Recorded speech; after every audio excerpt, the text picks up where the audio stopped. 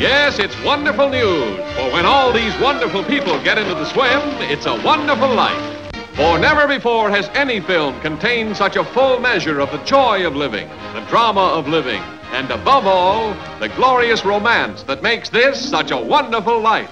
Don't you ever get tired of just reading about things? Yeah. Hey, what are you doing tonight? I don't want to get married to anybody, you understand? I want to do what I want to do. And you...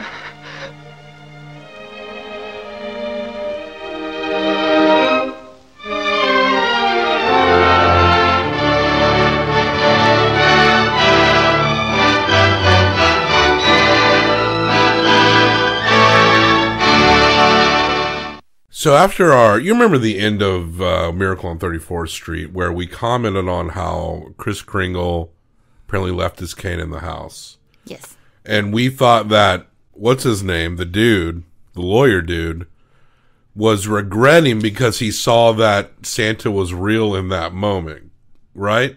Or at least that's kind of the assumption we went to. That's what I said, but you thought that it was because he shouldn't have been in that relationship. People online commented on the video and said that he said the phrase, maybe this wasn't such a good idea, because when she saw the cane, she tried to rationalize it that the builders left it there, which implied that she didn't actually believe. Like she claimed to believe, and then he said that because, she didn't believe. But I felt like our interpretation... I don't think that's right. I think our interpretation was more rational because he was overwhelmed with the feeling, because we didn't assume that anyone, but maybe the little girl or any of the kids in the movie, literally thought he was Santa Claus. They were just supporting him because he was doing good things. Yeah, they didn't want him to go into an old folks' home. I think either way, it's not like a great joke or send-off. There's no way it's a great joke, but it definitely doesn't mean that. So people who commented, sorry, I don't know. It's not that. I don't know if they're right or if I'm right. I'm not honestly sure. I can see where they're coming from. I think it's in that moment he realizes, oh shit, I think that man is actually Santa Claus. That's what we thought. That's what I've always thought my entire life. But then what does it mean when he's like, maybe I didn't do such a good thing after all? Well, that's why I've always thought it was a weird comment, because it is Santa Claus, but his phrasing of maybe I didn't do such a good thing after all does make slightly more sense if it's reacting to her actually not believing when he thought that she did.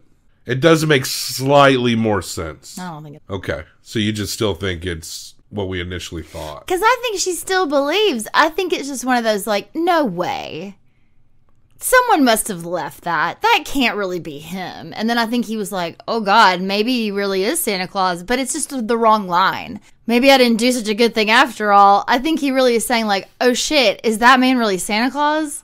Well, as it's explained to us, he's saying that because he's in a relationship with this woman because he thought that he can still break up with her. They're not married. He hasn't signed any papers. It's too late now. They're in the house. That's dumb. She believes. I think either way, it's just not a great ending, but whatever. Today, it's Christmas today. Welcome to Movie Umpers. My name is Bob Sham. I'm Angela. The sounds you hear may be dogs. It's beginning to look a lot like Christmas. We've been feeling cruddy leading up to Christmas? It's the weather. All dried out, my lips cracking. My hands are cracking. It's just the weather and having to have the heat on, but also it's like really cold one day and then mildly cold the next day. Should we do this episode in black and white? Yeah. Well, snap your fingers and it'll turn. Hey, that's better. I feel a little better now. I feel a little cooler. A little more chill. Yeah. Yeah. We watched It's a Wonderful Life, the Frank Capra classic. Come on, you know that movie. We saw it in the theater. At the Belcourt, every year, our independent theater at the Belcourt. And we saw it opening night. It was the only time of the night where they were showing it after 5. And the theater was packed. I would actually say that this is the most packed I've been in a theater in years. Mm-hmm. And a lot of the community came together to watch It's a Wonderful Life. At 8:20 on a Wednesday. It was a legitimately joyous experience. Yeah. And hearing that's what's beautiful about your more independent theaters that are playing movies from new independent movies and also classic movies with monthly themes, is that you can watch these movies in the theater again. And you know what's interesting is that this movie, when it first opened up, did not quite make its budget. It was not considered a hit. Interesting. And one thing and this is actually similar to The Miracle on 34th Street, the OG trailers, if you go back and look at them. If you watch the trailer from our Miracle on 34th Street episode, and you'll notice that it doesn't actually directly reference Christmas. Yeah. And if you watch the old trailer for It's a Wonderful Life, the same thing. You don't know it's a Christmas movie just by watching the trailers. It was like they hit it on purpose. Were Christmas movies like Kryptonite at the movies or something back then? Probably not, but I will say I was thinking about it, and it's really only Christmas at the very end. Well, it's bookended by Christmas. Yeah, but except at the beginning, you don't really get into the Christmas of it all. You start with his life. Like, it is the day of, but you don't really see him today on Christmas until the end. People are praying for George Bailey. The community is praying for George Bailey, and it's very sweet. And this movie is actually just kind of amazing. This is my favorite Christmas movie. It's my favorite Christmas since movie. I sat through it, and I think we've been talking about the line of anti-Semitism throughout these classic movies, which is what we like about them for our classic Christmas discussions. And this one is just pure anti-Semitism.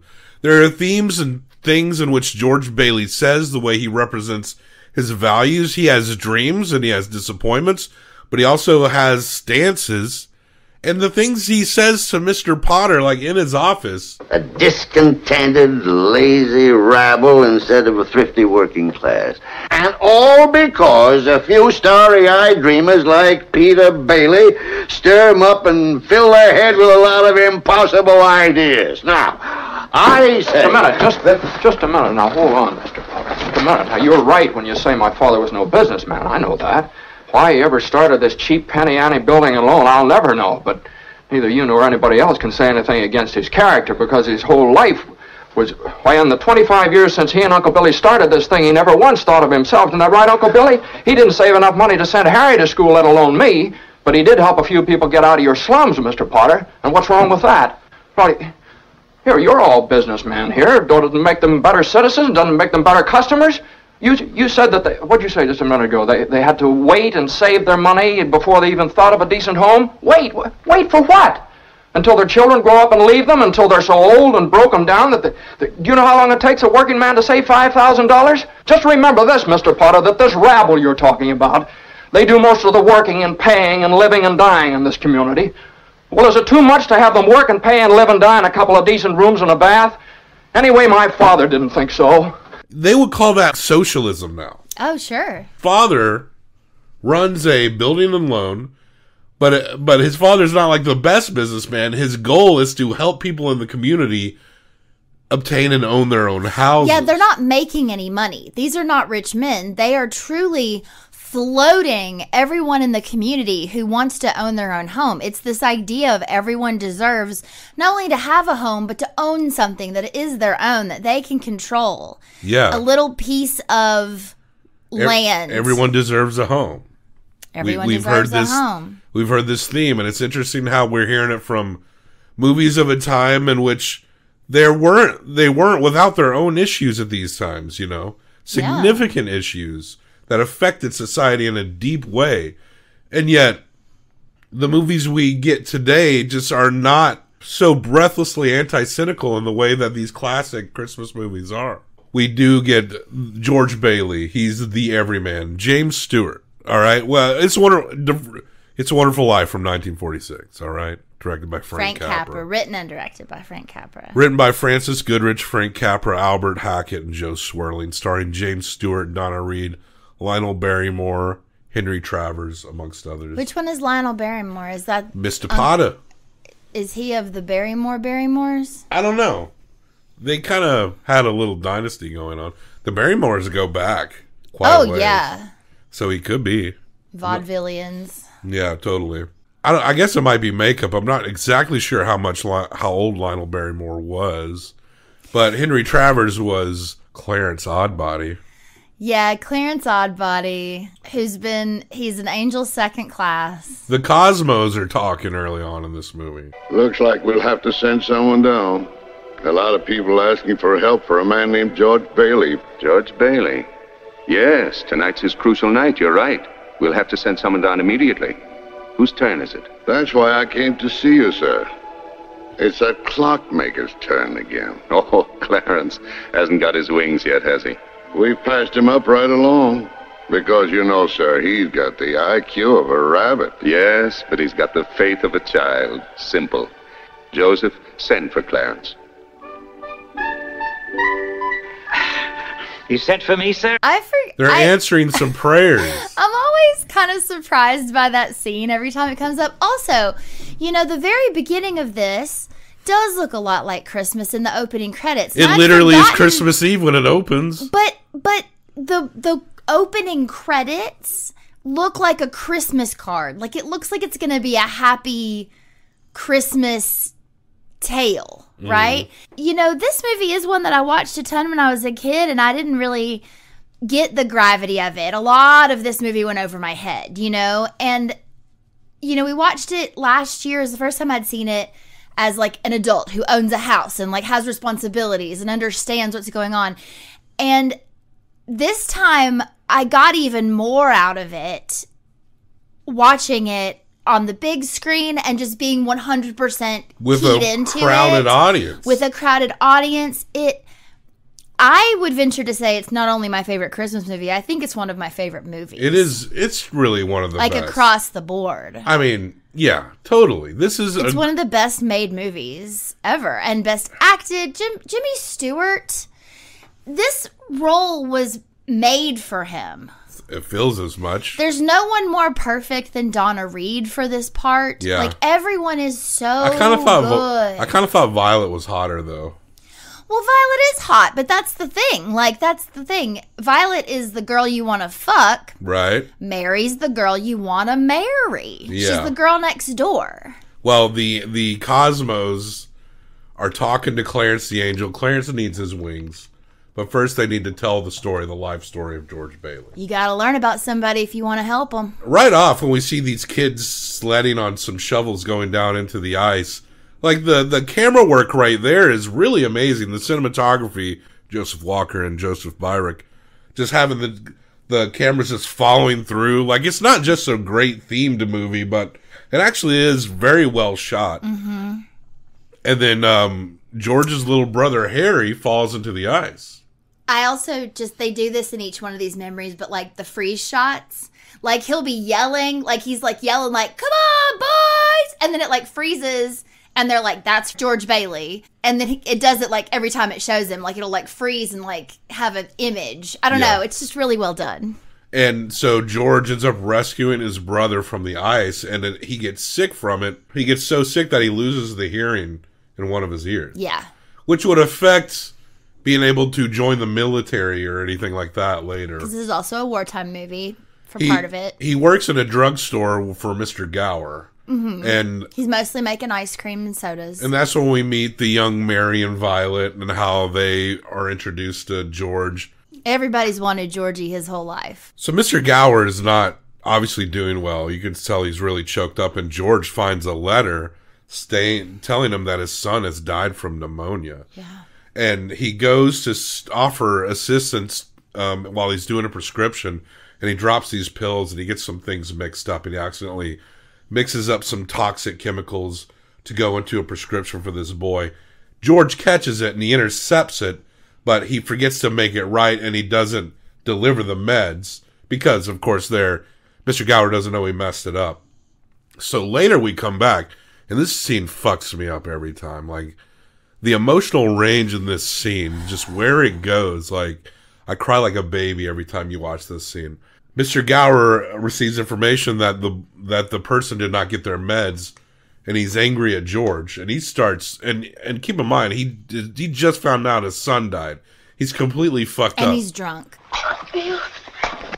Did you hear what I said? Yes, sir. What kind of tricks you playing away? Why didn't you deliver him right away? Don't you know that boy's very sick? Security, my store here. You lazy loaf. Mr. Gower, you don't know what you're doing. You put something wrong in those capsules. I know you're unhappy. You got the telegram and you're upset. You put something bad in those capsules. It wasn't your fault, Mr. Gower.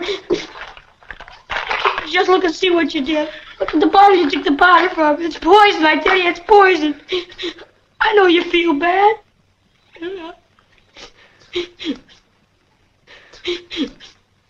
Oh. Don't hurt my story again. Oh, Don't hurt my story again. Oh, George.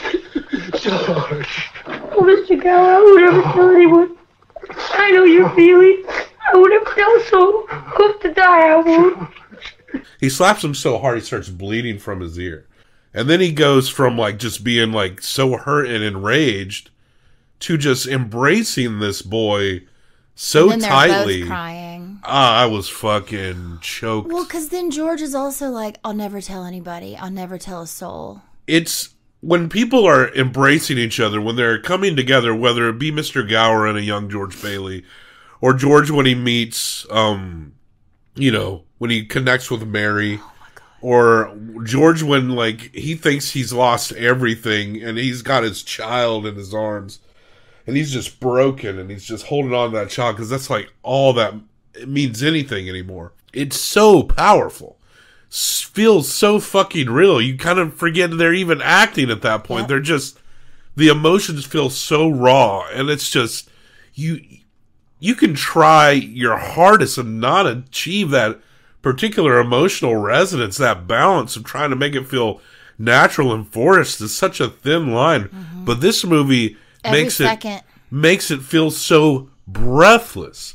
I don't think I think it would take everything in my power to even sit down and write a scene as powerful as the one I just described. Yeah. But it really is one of the most moving scenes I've ever seen in a movie. I absolutely agree. So George, he grows up. He's out of high school. James Stewart looks about 30, but he's playing like a 21-year-old. And he's been saving up money for 4 years so that he can go to college. He wants to go to college because he wants to get out of Bedford Falls and he wants to travel around the world. And you see that he's trying to buy a suitcase and he doesn't like the size of the suitcase. And then all of a sudden, the man pulls this bigger one out from under the counter, and Mr. Gower had pre-purchased it for him and had his name put on it. I mean, he became like that man's second son. You don't have to see it to know it. Yeah. Like they love each other.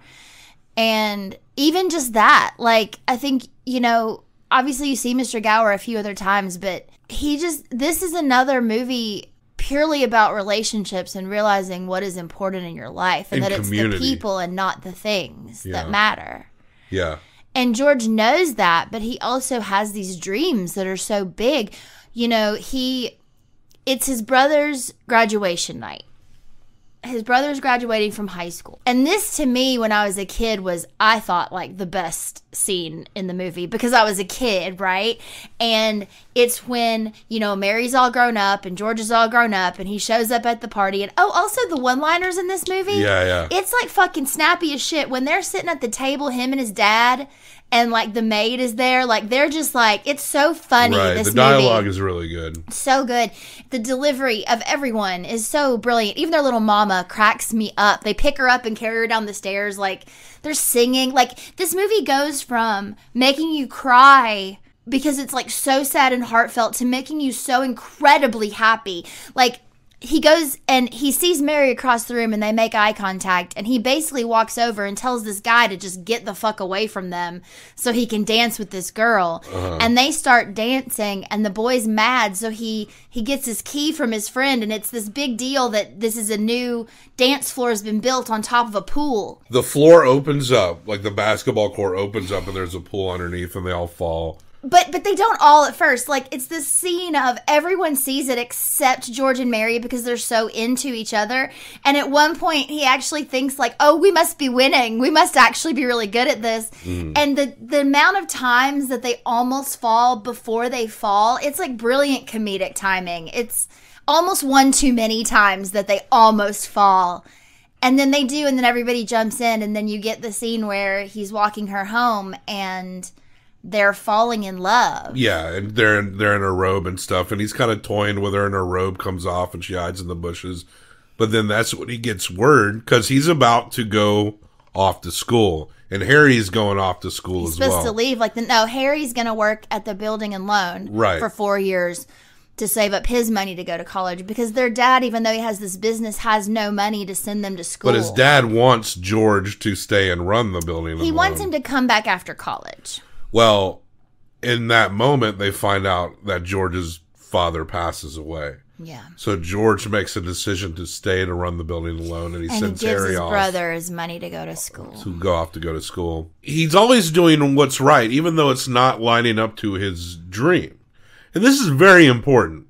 He doesn't live his dream. But it doesn't mean that everything he does isn't as important or impressive or amazing. Absolutely. Things just don't always happen the way you think they will or should. And I feel like that is such an important lesson here, that another aspect that is, you go onto a lot of people's Instagrams, it's like everyone's trying to be like this inspirational. It's like we're trying to all push some bullshit version of our own prosperity gospel that really just seems like some tool to make us feel better about ourselves. Yeah. But we're only talking about like all of our determinations and our go for it. And when we fail, and which people do all the time, then we leave that part out of the narrative, It's the internet is not the truth. No, and the way people want to talk about themselves, it's just more about what they wish they were as opposed to where they really are. And George Bailey is kind of like this early on when we meet him.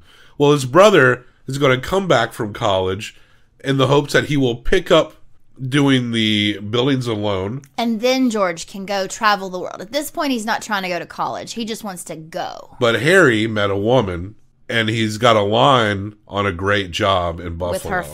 With her father. And it's something he's actually really good at. And George, as much as he desires to leave, does not want to hinder his brother's dreams in any way. Right. And of course, World War II breaks out, and George can't go because he's deaf in one ear, but Harry goes. Mm-hmm. He goes off and becomes a Medal of Honor winner. Yeah. Like, he becomes this amazingly, high-profile guy, And so his little brother is going all over the world, and yes, he's fighting, but he's experiencing things, and he's going and seeing things, and George stayed, and George reconnects with Mary. The part where George reconnects with Mary makes me cry every time too, because he's so mad. Like, he's just mad at the situation because he's just frustrated. Yeah. It's not even that he's mad, because he's not mad at his brother. He's just frustrated that he wants to go and he knows he can't. And then there's this girl, and obviously she's great. It's one of those things where it's almost like, you're so great. Yeah. Why are you so great? Yeah. He has this, and you so understand that feeling of like, I want to like you, but my plan was to go. Yeah. And he even says to her at one point, like, I'd kiss you if I wasn't me. But then he goes over to her house and he's kind of not really paying attention to her, and they kind of get in a fight. But then this other boy they grew up with calls, and he starts to get kind of jealous, and then the boy's friends with both of them, so he wants to talk. So they share the phone, and they're so close to each other.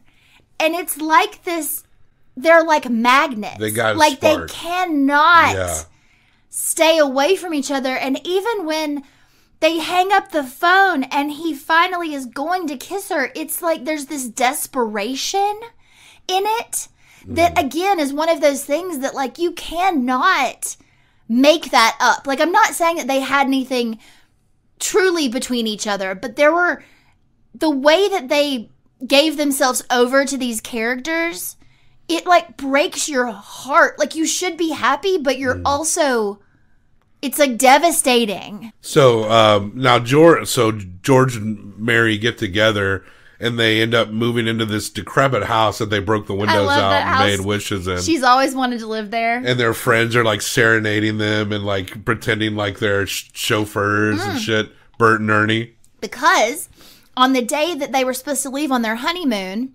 fucking Potter goes and fucks up the bank because he's the bad guy.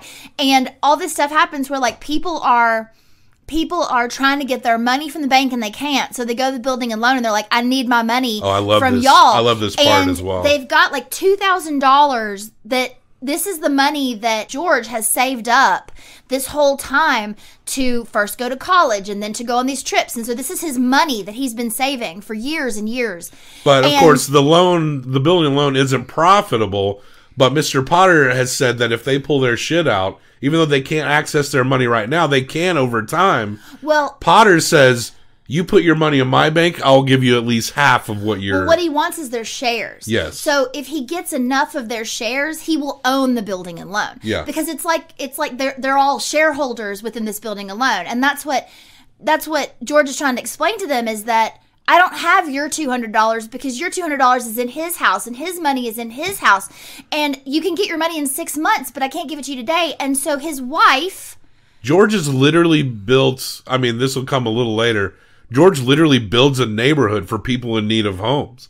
Like it's like Bailey Fields or something. It's like a whole neighborhood named after him. So you got this guy who's his every dream that he says he wants is getting just clamped every time.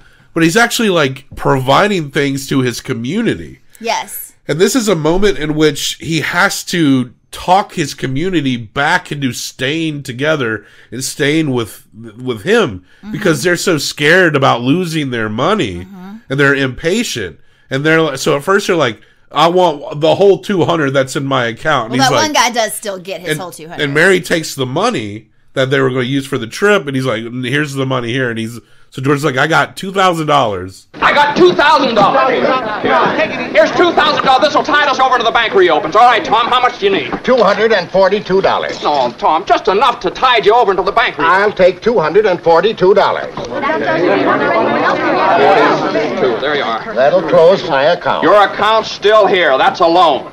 Okay. All right, Ed. Well, I got $300 here, George. All right, now, Ed, what'll it take until the bank opens? What do you need? Well, I suppose $20? $20. Now you're talking. Thanks, Ed. That's fine. All right, now, Miss Thompson, how much do you want? But it's your own money, Now, George. never mind about that. How much do you want now? I can get along with 20, all right. $20, fine. And I'll sign the paper. You don't have to sign anything. I know you pay when you can. That's okay. All right, Miss Davis. Could I have $17.50?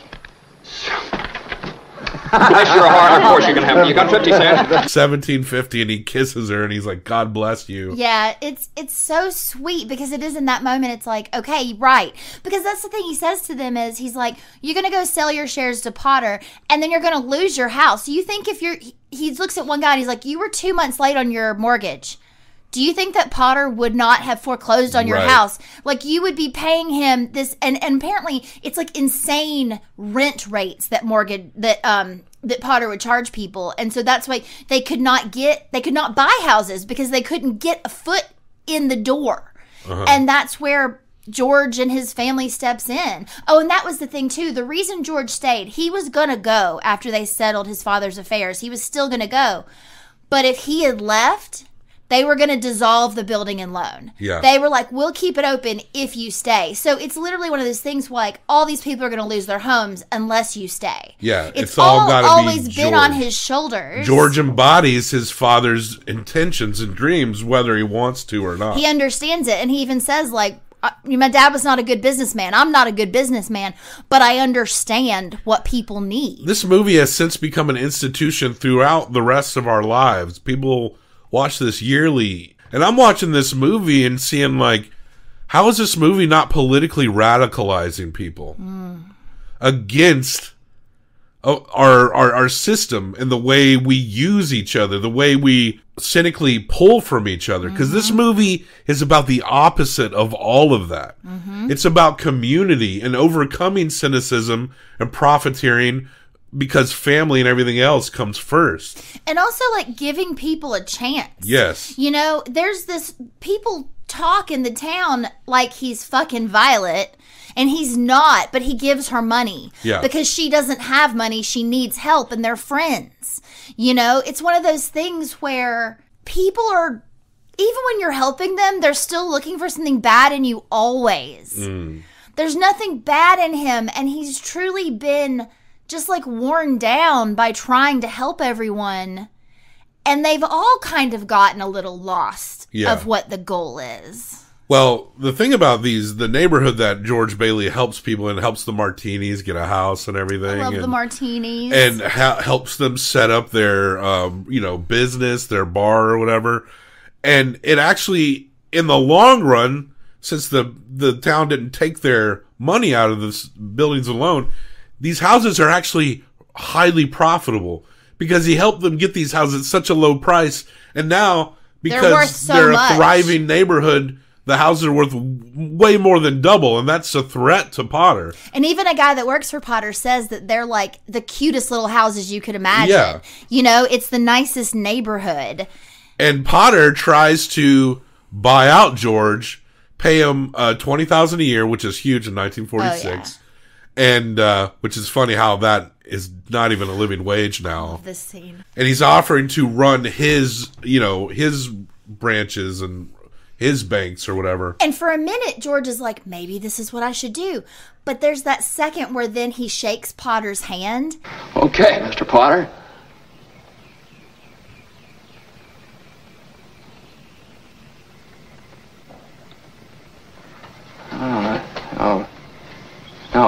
No, wait a minute here. Wait a minute. I don't need 24 hours. I don't have to talk to anybody. I know right now. And the answer's no. Doggone it.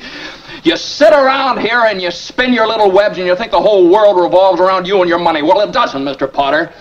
In the whole vast configuration of things, I'd say you were nothing but a scurvy little spider. Sam Wainwright starts a company making plastics out of soy, and he offers George, like, to get in on the ground level with him. And George even tells him where to set up the factory. You know, George knows. In town, which provides jobs for. Yeah, he's like, you'll have labor, you'll have everything. So, like, even that alone. Yeah. You know, if George had not just given his friend that bit of information, that place would have been built in New York somewhere. That guy's now fucking rich because he got in on the plastics.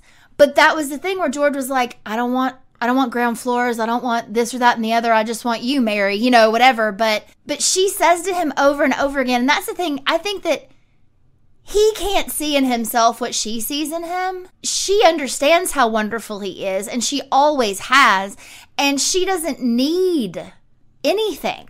Yeah. The fact that they are married and in love and that they have their children and they're living in this old house that she's constantly trying to fix up. I mean, Clarence is like the angel, but she is an angel. She is like the best thing to happen to him. Yep.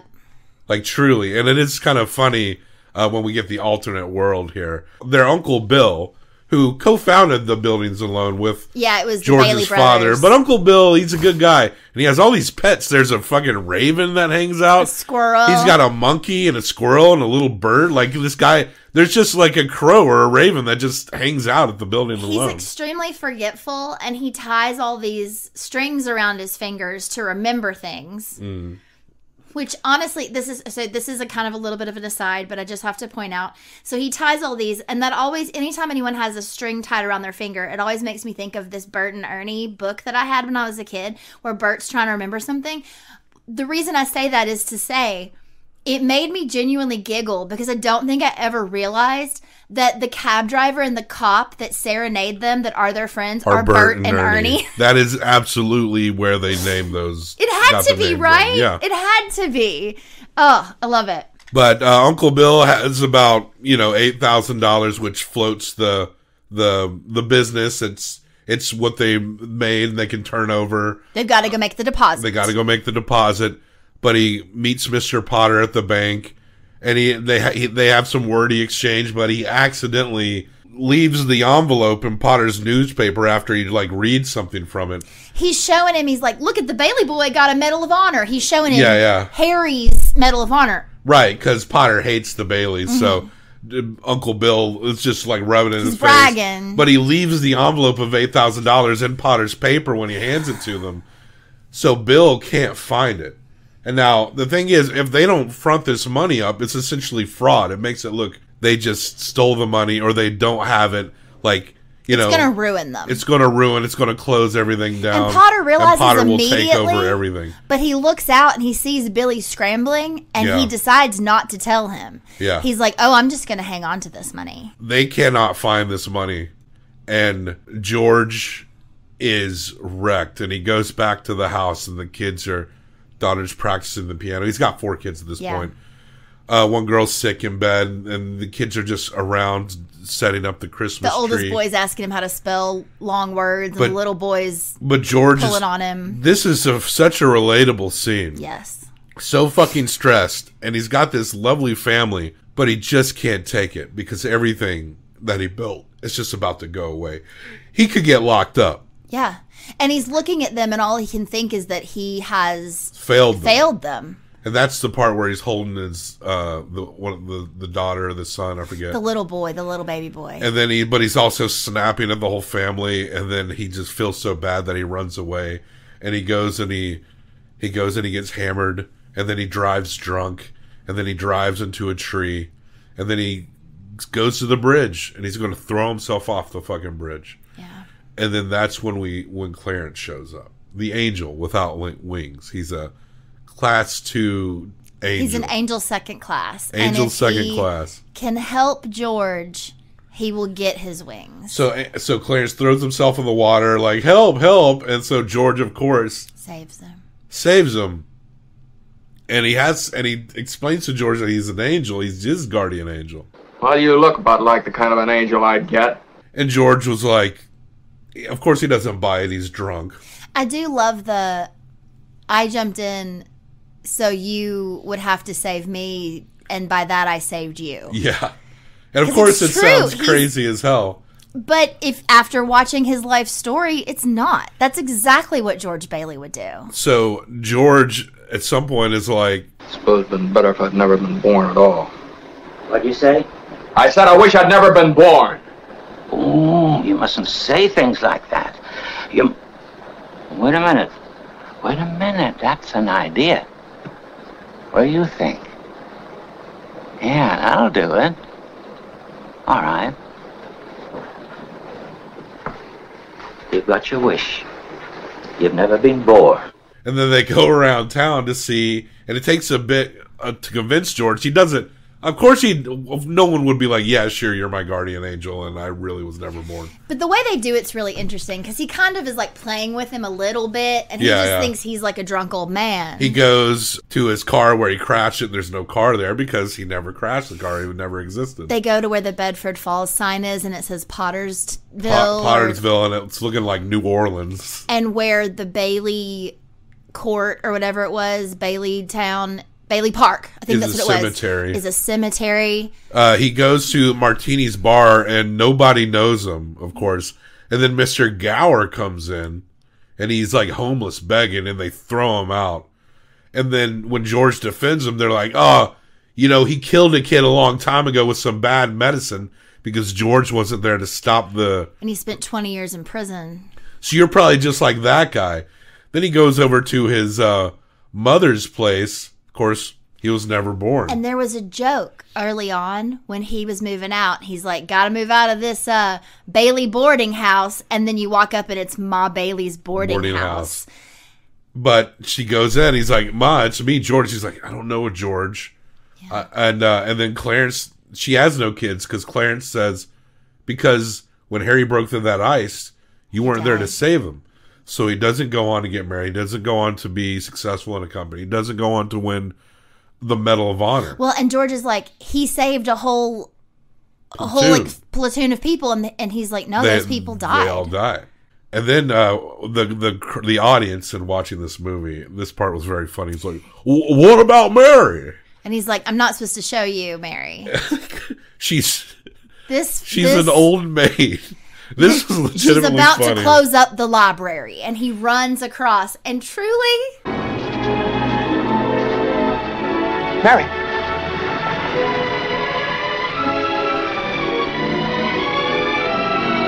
Mary! Mary! Mary!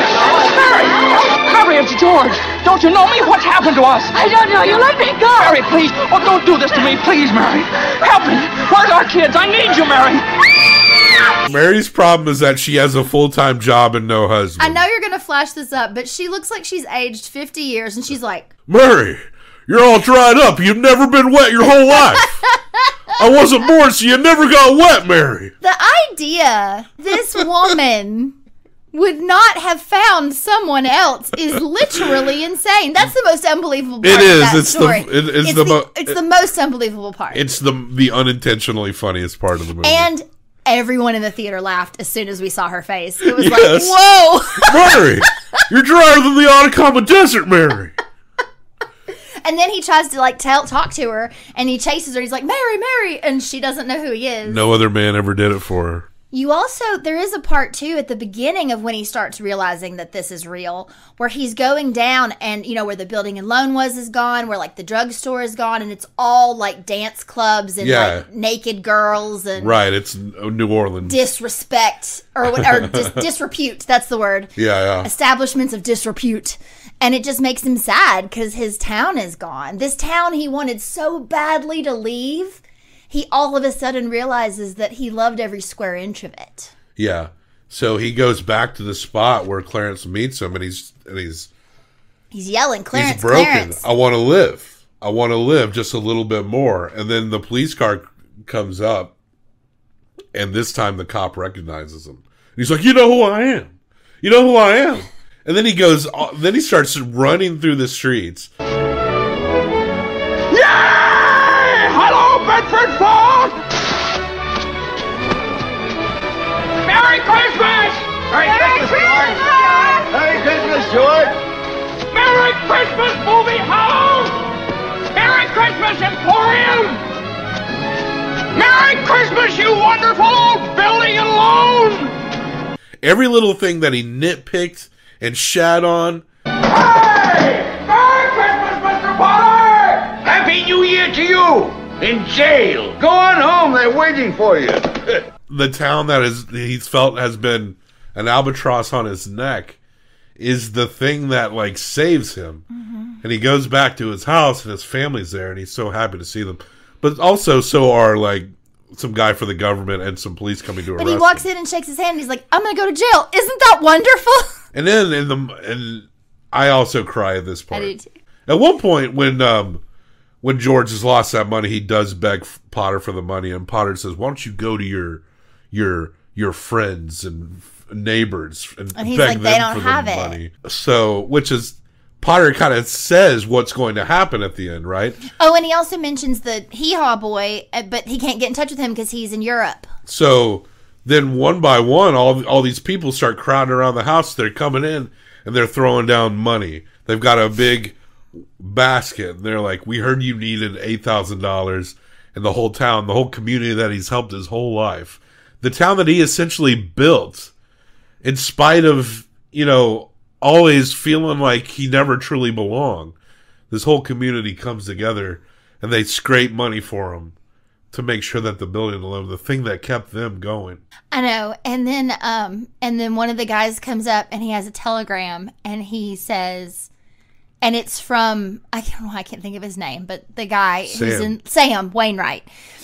in London, and fronts him $25,000. $25,000. Hee-haw and Merry Christmas. And then here comes Harry. Harry comes home. Harry made Mom's it home. there. So heartwarming and meaningful and beautiful. And there's this part where they all start to come in and George can't stop kissing Mary.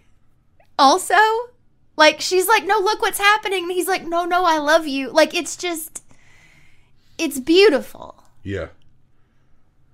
And I even love the part where they start singing Old Lang Syne and the little girl doesn't know the fucking words. And that's fine. And of course, the bell rings on the trees, which signifies that Clarence got his wings. And I know you could think it's cheesy, but it's not. When he looks up and he's like...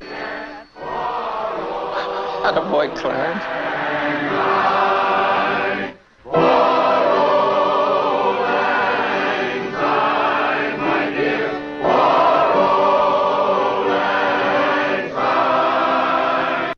know.